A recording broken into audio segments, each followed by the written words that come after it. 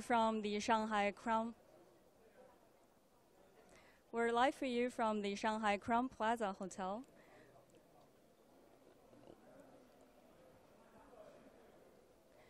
Excuse us, I thought we lost our sound. Just waiting for confirmation that the sound is back.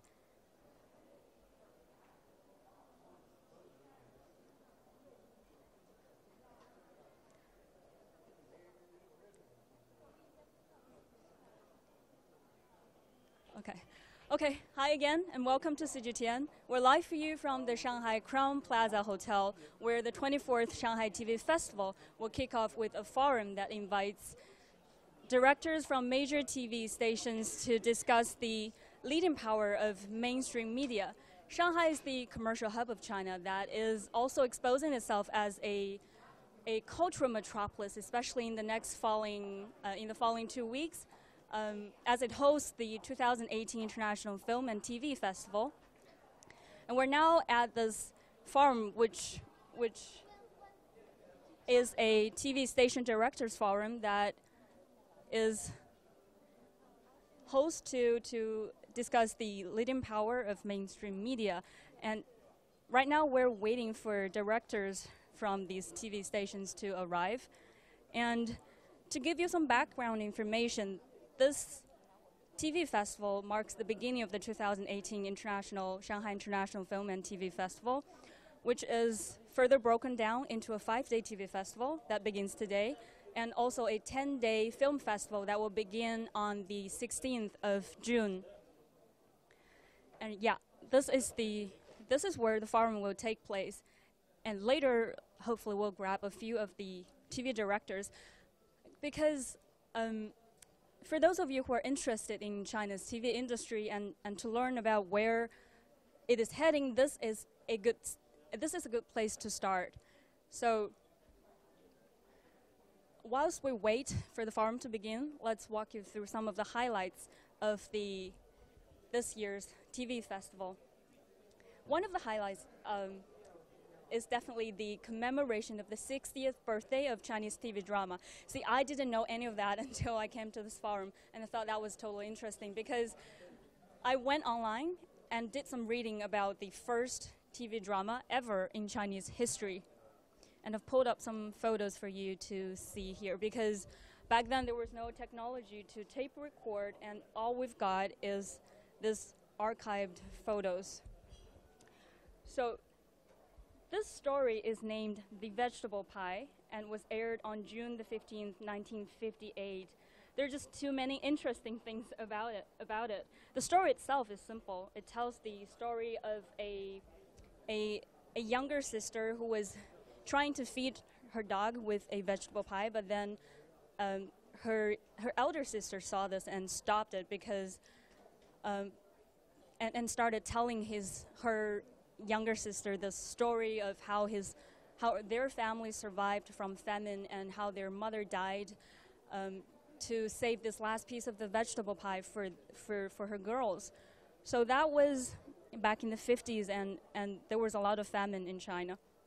So the interesting thing about the story, the show was broadcast live. As back in the 1950s, China did not have the technique to tape record. And so to rebroadcast it, it has to be acted out again. I thought that was funny. And it's more, in that sense, it's more like a short play rather than a drama. But back then, it was a new form of drama tailor-made for TV. And in this less than 30-minute show, there were only 2 scenes and 5 actors.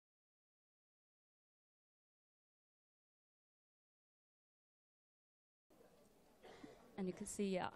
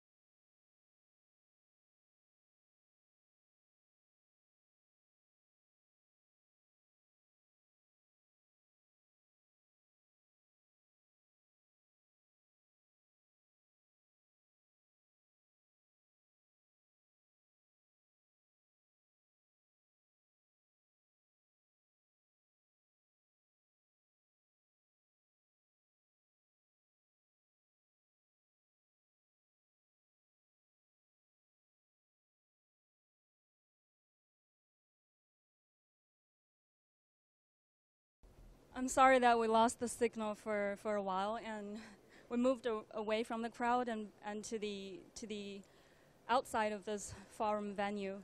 So yeah, we were showing you photos of the first TV drama ever in Chinese history, and it told a simple story of a family trying to survive, telling the story of how they survived the famine, and the mother sacrificed the last piece of the vegetable pie for her girls, and so that simple story was aired live. It was broadcast live in 1958 because back then China does not have the technology to tape record, and it was interesting because the actors had to act it out again and again if the story was to be aired. And it was simple set up. There were only 2 scenes with 5 actors. This is a group photo of the crew in black and white. So yeah, looking back, if we could have the camera back. Yeah, okay, cool. So looking back on China's TV industry and how it developed, the production quality as well as the diversity has matured a lot over the years. I was born in 1992, and we grew up with a genre called 武侠剧, which is fiction turned TV series that usually tells the stories, the adventurous stories of martial heroes. And I've again pulled up some photos to show you. Actually, yeah, let's see whether this loaded video will play. Maybe not. Okay, so here are some photos of the 武侠剧, the type of TV drama that was popular in the 90s and early 2000s.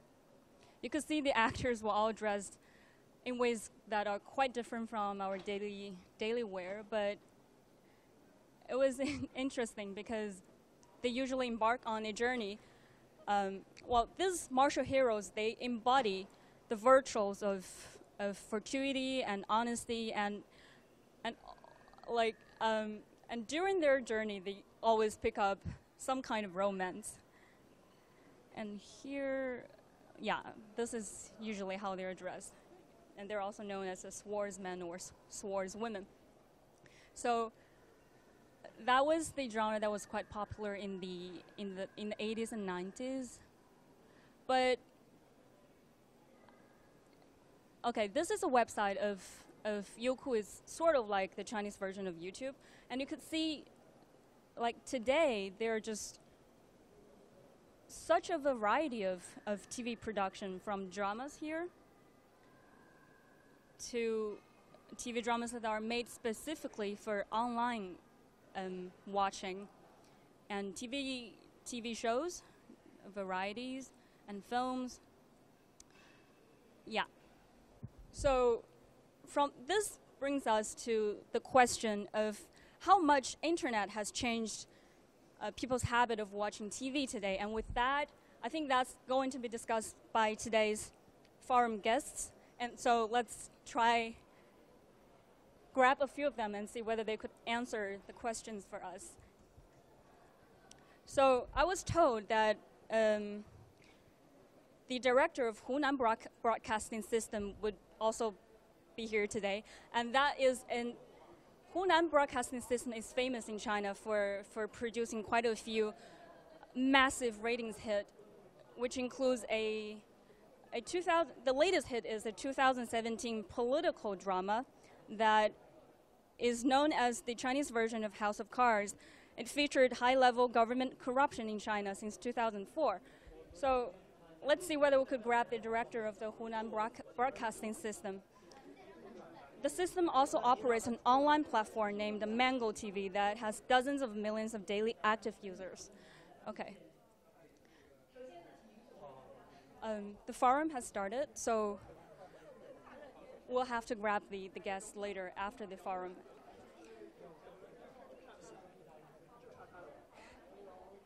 In that case, I guess we'll brief you more about the background of the TV festival. It was established in 1986 and has grown into one of the most important international TV exchange platforms in Asia. go in a bit and see whether we could show you some of the.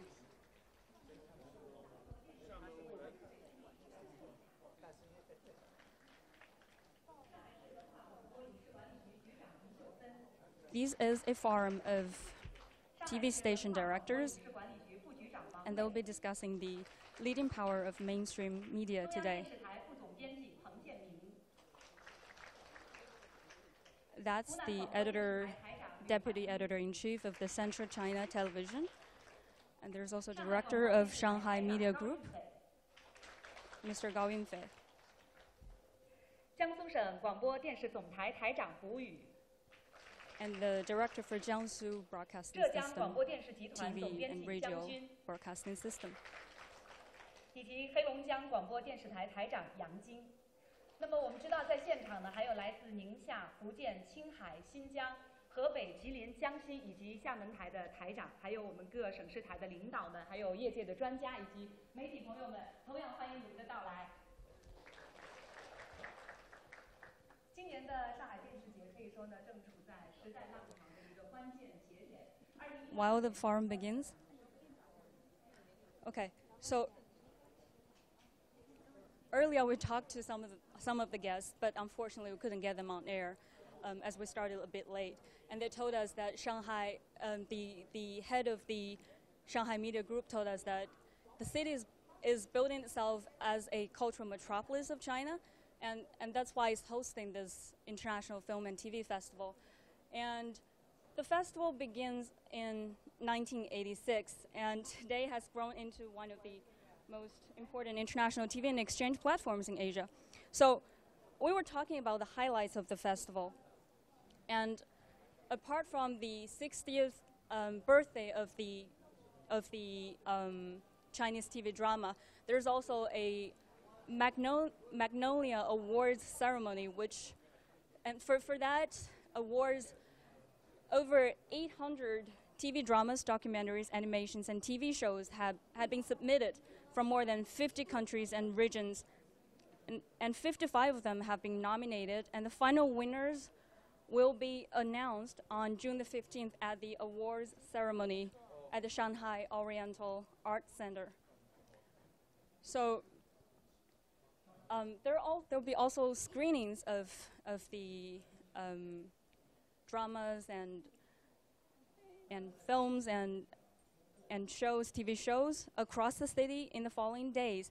You can find more from the stvf.com website, or stay tuned to CGTN as we show you more about the city. Unfortunately, we couldn't get into the venue for a live broadcasting of the forum, but later we'll be updating you on what the forum is about, and you could visit our app or CGTN.com. So lots of screenings in the next few days across the city, and I was biking around myself around the center of the city, and there was a lot of hustle and bustle, and a lot of unexpected discoveries, like the street corner cafes, and so there's really a lot to explore in the next few days. And with that said, I guess we'll conclude today's live streaming, and thanks for watching. Stay tuned to CGTN for more coverage of the Shanghai TV Festival and the Film Festival.